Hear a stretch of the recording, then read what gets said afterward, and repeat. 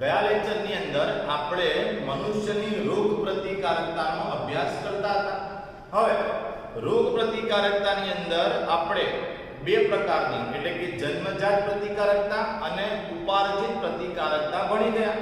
જન્મની સાથે જે રોગ પ્રતિકારક શક્તિ આપણને વારસામાં મળી હોય તેને જન્મજાત રોગ પ્રતિકારકતા કહેવાય અને જે રોગ પ્રતિકારક શક્તિ જન્મ બાદ આપણા શરીરમાં ઉત્પન્ન થઈ રહી હોય, શરીરમાં અસર થઈ રહી હોય તેને ઉપાર્જિત પ્રતિકારકતા કહેવાય. હવે આજે આપણે એક બીજી રોગ પ્રતિકારકતા ભણવાની છે જેને CMI એટલે કે સેલ મીડિયેટેડ ઇમ્યુનિટી, સેલ મીડિયેટેડ ઇમ્યુનિટી તરીકે ઓળખવામાં આવે છે. કોષીય મધ્યસ્થી પ્રતિકારકતા CMI એટલે કે સેલ મીડિયેટેડ ઇમ્યુનિટી.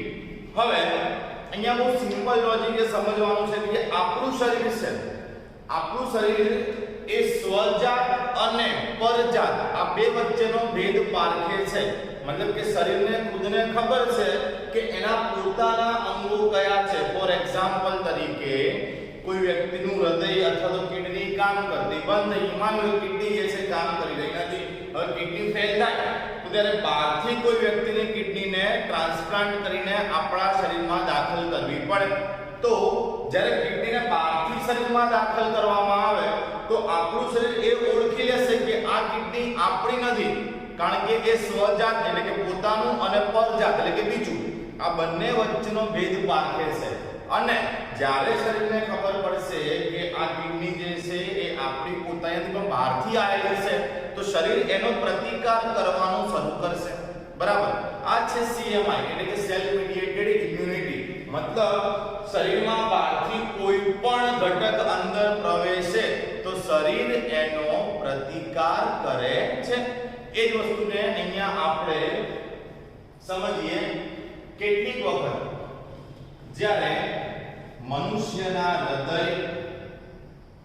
આંખ અથવા તો મૂત્રપિંડ જેવા કેટલાક અંગો પોતાની ક્રિયાશીલતા ગુમાવે, હૃદય, આંખ, મૂત્રપિંડ જેવા કેટલાક અંગો પોતાની ક્રિયાશીલતા ગુમાવે ત્યારે આપણે પ્રત્યારોપણ તો કરીએ છીએ, પણ પ્રત્યારોપણ માટે આપણે યોગ્ય દાતા શોધીએ છીએ. આપણે ગમે તે પ્રાણી અથવા તો પ્રાઇમેટ્સ કે પછી બીજા કોઈ વ્યક્તિનું અંગ લઈને એનું સીધું પ્રત્યારોપણ કરી દેતા નથી. જો આપણે આમ કરીએ તો તે અંગ તરત જ અથવા તો થોડા સમય પછી, મતલબ કે જો આપણે આમ કરીએ છીએ અન્ય કોઈ પણ વ્યક્તિ, પ્રાણી કે પ્રાઇમેટનું અંગ ટ્રાન્સપ્લાન્ટ કરી દઈએ તો આપણું શરીર તેનો અસ્વીકાર કરે છે, કારણ કે શરીર જાણે છે કે આ આપણું પોતાનું નથી, આ બહારથી આવેલું અંગ છે. એટલે શરીર દ્વારા એનો 100% પ્રતિકાર થવાનો.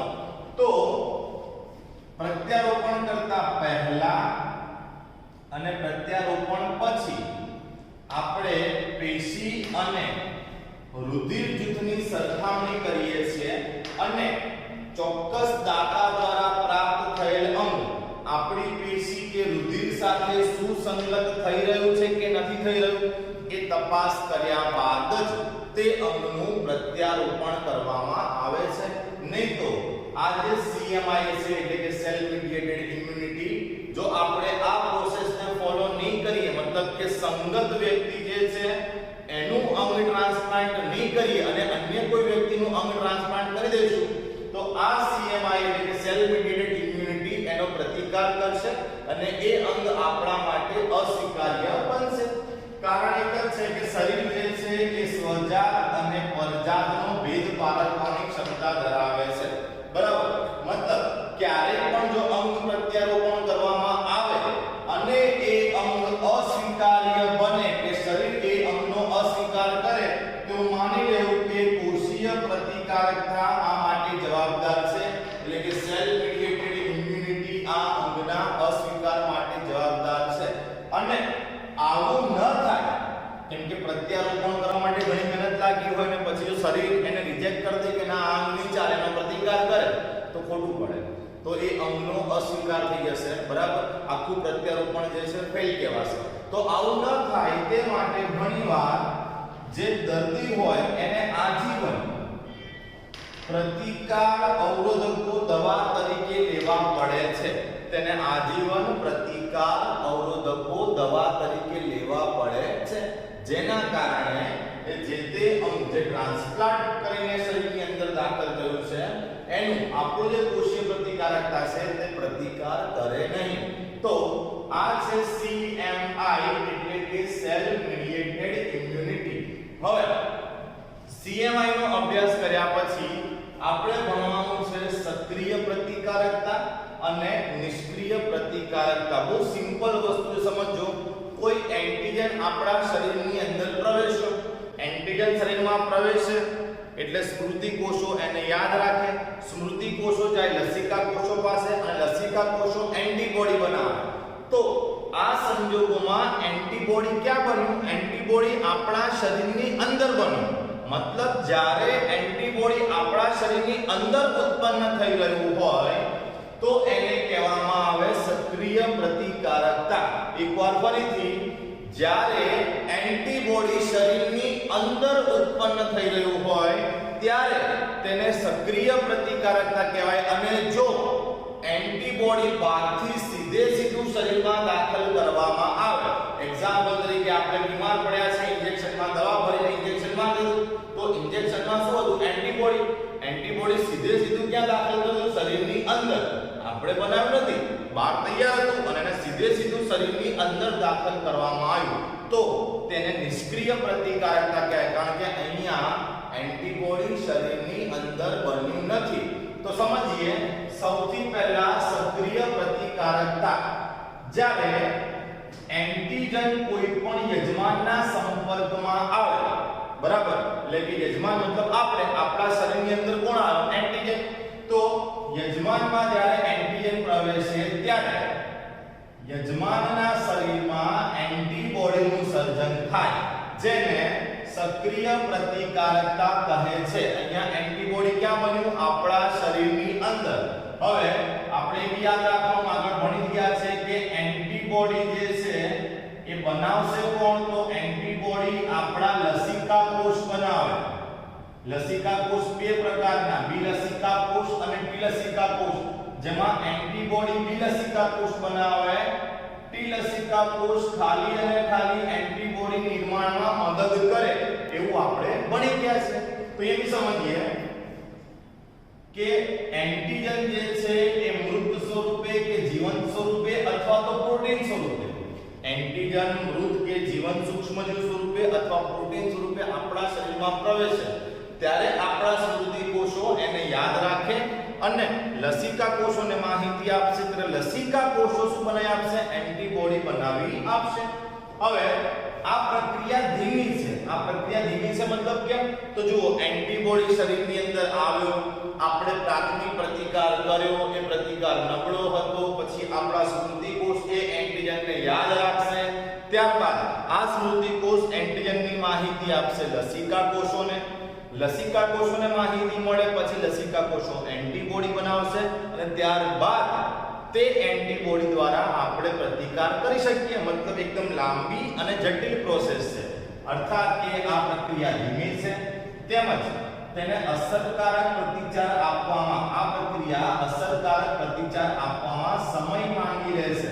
મતલબ કે ધીમી પ્રક્રિયા છે. આ પ્રક્રિયામાં એટલે કે આ પ્રતિકારકતા દરમિયાન ઈરાદાપૂર્વક સૂક્ષ્મ જીવોને શરીરની અંદર દાખલ કરવામાં આવે. હવે શરીરની અંદર આપણે જાણી જોઈને જ્યારે સૂક્ષ્મ જીવોને દાખલ કરીએ એટલે શું થાય કે એ સૂક્ષ્મ જીવોની સામે લડવા માટે શરીરમાં એન્ટીબોડીનું સર્જન થાય. તો આ પણ એક સક્રિય પ્રતિકારકતાનું ઉદાહરણ છે કે સૂક્ષ્મ જીવ નબળા કરીને શરીરની અંદર દાખલ કરી દો. જેવા સૂક્ષ્મજીવ શરીરની અંદર આવશે, આપણું રોગ પ્રતિકારક તંત્ર એની સામે લડવા માટે એન્ટીબોડી બનાવશે. તો એન્ટીબોડી તૈયાર થયા, ક્યાં તૈયાર થયા? શરીરની અંદર તૈયાર થયા. માટે આને શું કહેવામાં આવે? સક્રિય પ્રતિકારકતા. જ્યારે જોઈએ આપણે નિષ્ક્રિય પ્રતિકારકતા મતલબ શું? તો શરીરમાં એન્ટીબોડી બન્યા નથી, પણ તૈયાર એન્ટીબોડી સીધા શરીરમાં દાખલ કરવામાં આવે, જો સમજીએ શરીરમાં સીધો જ તૈયાર એન્ટીબોડી દાખલ કરવામાં આવે તો તેને નિષ્ક્રિય પ્રતિકારકતા કહેવાય. આનું એક્ઝામ્પલ સમજાઈએ.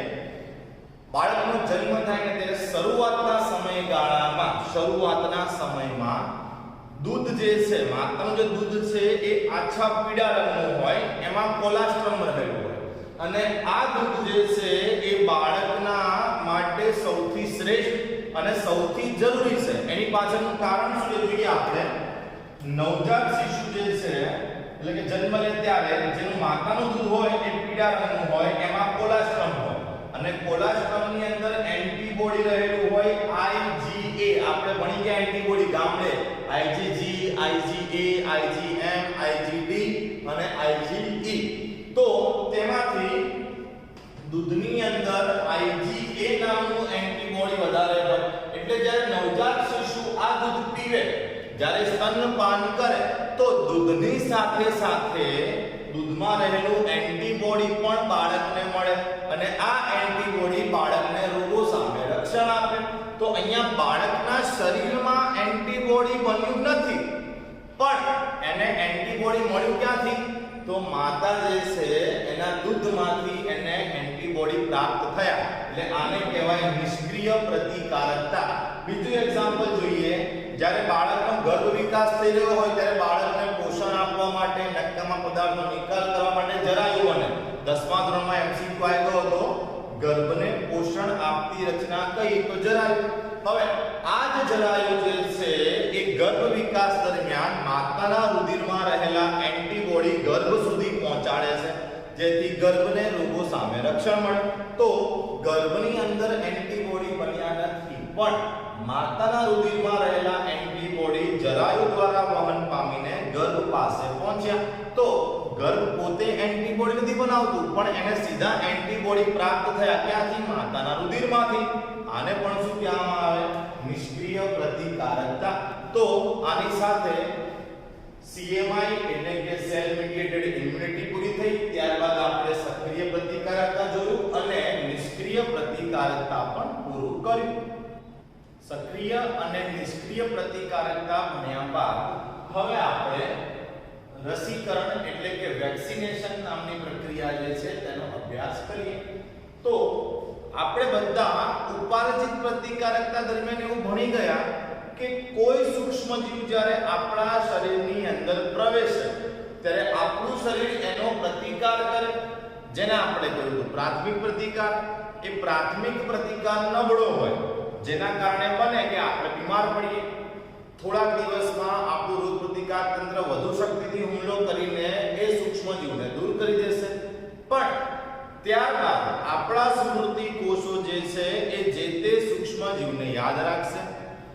આ સૂક્ષ્મજીવની એટલે કે એન્ટીજનની માહિતી આપણા સ્મૃતિ કોષો લસિકા કોષોને આપશે અને લસિકા કોષો જે છે એ સૂક્ષ્મજીવ સામે રક્ષા મેળવવા માટે એન્ટીબોડી બનાવશે, જેના કારણે ભવિષ્યમાં કોઈ પણ સૂક્ષ્મજીવ મતલબ કે એ સૂક્ષ્મજીવ ફરીથી જો શરીરની અંદર આવ્યો, ભવિષ્યમાં એક સૂક્ષ્મજીવ ફરી શરીરની અંદર આવ્યો તો આ વખતે આપણો પ્રાથમિક પ્રતિકાર નબળો નહીં હોય, કારણ કે આપણી પાસે એન્ટીબોડી તૈયાર છે. એ એન્ટીબોડી સીધા સૂક્ષ્મજીવ પર હુમલો કરીને એનો નાશ કરી દેશે. પણ આ એન્ટીબોડી શરીરમાં ડેવલપ થવા માટે સૂક્ષ્મજીવ એકવાર આપણા શરીરના સંપર્કમાં આવવો જરૂરી છે. હવે વિચારો કે પોલિયોનો વાયરસ આપણા શરીરમાં આવ્યો. હવે પોલિયોનો વાયરસ શરીરની અંદર આવ્યો અને આપણને પોલિયો થઈ ગયો. ત્યારબાદ આપણું રોગ પ્રતિકાર તંત્ર જાગ્યું, સ્મૃતિ કોષોએ વાયરસને યાદ રાખ્યા, એન્ટીબોડી બનાવી. ફરીથી ક્યારેક વાયરસ આવશે તો આપણે એન્ટીબોડીનો નાશ કરી દેશે. પણ અહીં એકવાર આપણને પોલિયો થઈ ગયો પછી શરીરમાં એન્ટીબોડી બનાવવાનો ફાયદો કશો છે નહીં, કારણ કે પોલિયોના લક્ષણ તો આજીવન આપણા શરીરની અંદર રહેવાના છે. તો આવું ન થાય એ માટે આપણે એક પદ્ધતિ વિકસાવી છે, જે છે રસીકરણ. રસીકરણમાં શું કરવામાં આવે કે જેમ કે પોલિયો છે તો પોલિયોના વાયરસને મૃત કરી દેવામાં આવે અથવા તો નિષ્ક્રિય કરી દેવામાં આવે, બરાબર. અને આવા નિષ્ક્રિય વાયરસને આપણા શરીરમાં દાખલ કરવામાં આવે તો પ્રોસિજર તો એક થશે કે શરીર પ્રાથમિક પ્રતિકાર દર્શાવશે, નબળો હશે, પણ આપણે બીમાર નહીં પડીએ. બીમાર કેમ નહીં પડીએ? કારણ કે વાયરસને આપણે નિષ્ક્રિય કરી નાખ્યો છે. હવે આપણા સ્મૃતિ કોષો એ વાયરસને યાદ રાખશે. વાયરસને યાદ રાખ્યા પછી એ શું કરશે? લસિકા કોષોને માહિતી આપશે. લસિકા કોષ શું કરશે? એન્ટીબોડી બનાવશે. બરાબર. હવે આ એન્ટીબોડી બની નજીકના ભવિષ્યમાં ગમે ત્યારે આ વાયરસ સક્રિય સ્વરૂપે જો આપણા શરીરમાં આવશે તો આપણા શરીરમાં એન્ટીબોડી તૈયાર હશે. એ એન્ટીબોડી સીધું એ વાયરસનો નાશ કરી દેશે અને આપણે બીમાર પડીશું નહીં. તો વેક્સિનેશનની પ્રક્રિયામાં એટલે રસીકરણની પ્રક્રિયામાં જે રોગકારક હોય એ જ રોગકારકને નિષ્ક્રિય કરીને કે મૃત કરીને આપણા શરીરમાં દાખલ કરવામાં આવે અને એની સામે આપણું જે લસિકા તંત્ર છે, રોગપ્રતિકારક તંત્ર, એ એન્ટીબોડી બનાવશે, જેના કારણે ભવિષ્યમાં એ રોગથી આપણને રક્ષણ મળી શકે. તો જોઈએ આપણે રસીકરણની પ્રક્રિયા. તો રસીકરણની પ્રક્રિયા જે છે એનો સિદ્ધાંત પ્રતિકારક તંત્રના સ્મૃતિના ગુણધર્મ પર આધાર રાખે છે. આ પ્રક્રિયામાં જે રોગકારક એન્ટીજન હોય તેને નિષ્ક્રિય કરીને અથવા તો નબળા કરીને શરીરમાં દાખલ કરાય, જેના કારણે આપણું શરીર જે છે એ એન્ટીબોડી બનાવે છે. અહીં થાય શું? તો સ્મૃતિ કોષો જે છે એની મદદથી આપણા લસિકા કોષો એન્ટીબોડીનું નિર્માણ કરે. બહુ સિમ્પલ અને સરળ પદ્ધતિ છે. જે પ્રક્રિયા ઉપાર્જિત પ્રતિકારકતા દરમિયાન આપણા શરીરમાં થઈ એ જ પ્રક્રિયા રસીકરણ દ્વારા થાય. પણ રસીકરણમાં શરીરની અંદર દાખલ કરવામાં આવતો સૂક્ષ્મજીવ યા તો મૃત હોય અથવા તો નિષ્ક્રિય હોય. બરાબર.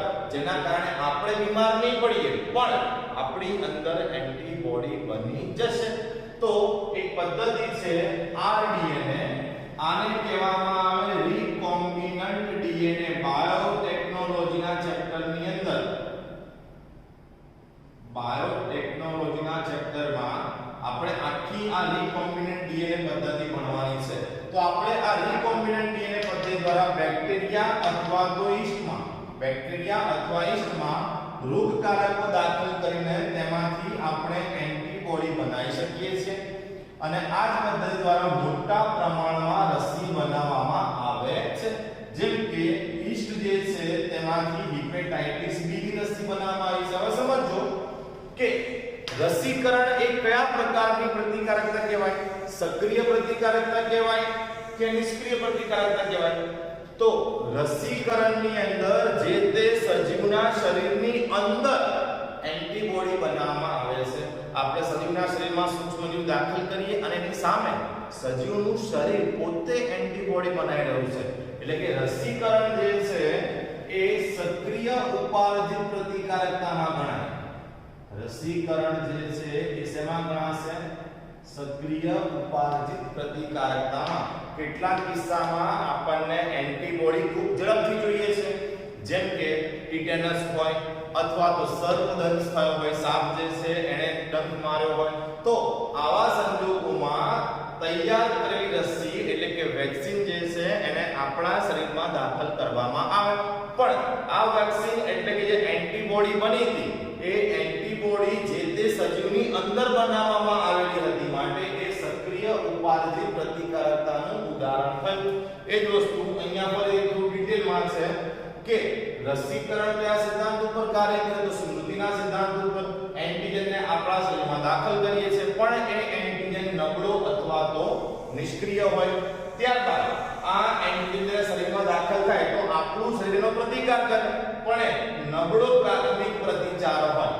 પણ સૂક્ષ્મજીવ નબળો કે નિષ્ક્રિય હોવાને કારણે આપણે બીમાર પડતા નથી. અને ત્યારબાદ શું થાય કે સ્મૃતિ કોષોની મદદથી લસિકા કોષો એન્ટીબોડી બનાવે અને આમ આપણા શરીરમાં એન્ટીબોડી બની જાય, જે ભવિષ્યમાં આપણને મદદરૂપ થાય. કઈ રીતે? તો ભવિષ્યમાં ગમે ત્યારે એ સૂક્ષ્મજીવ સક્રિય સ્વરૂપે આપણા શરીરની અંદર આવશે તો શરીરમાં પહેલાથી એન્ટીબોડી તૈયાર છે અને આ એન્ટીબોડી છે એ તે સૂક્ષ્મજીવનો નાશ કરી દેશે. તો આ રસીકરણ જે છે તેનો સિદ્ધાંત પૂરો થયો. વિદ્યાર્થી મિત્રો, હવે આપણે જોઈએ રસીના પ્રકારો. નીટની એક્ઝામ માટે આ રસીના પ્રકારો આઈએમપી છે. બાકી આપણી બુકમાં આનો કોઈ ઉલ્લેખ કરેલો નથી. પણ નીટને અનુલક્ષીને એકવાર આને પણ સમજી લઈએ. અત્યાર સુધી 3 પ્રકારની રસી જેને ફર્સ્ટ જનરેશન, સેકન્ડ જનરેશન અને થર્ડ જનરેશન વેક્સિન તરીકે ઓળખવામાં આવે છે. એમ 3 પ્રકારની રસીઓ અસ્તિત્વમાં છે. તેમાંથી આપણે ફર્સ્ટ જનરેશન વેક્સિન એટલે કે પ્રથમ પેઢીની રસી સમજીએ. આ પ્રકારની રસીમાં રોગકારકને નિષ્ક્રિય કરીને રસી મેળવવામાં આવે છે.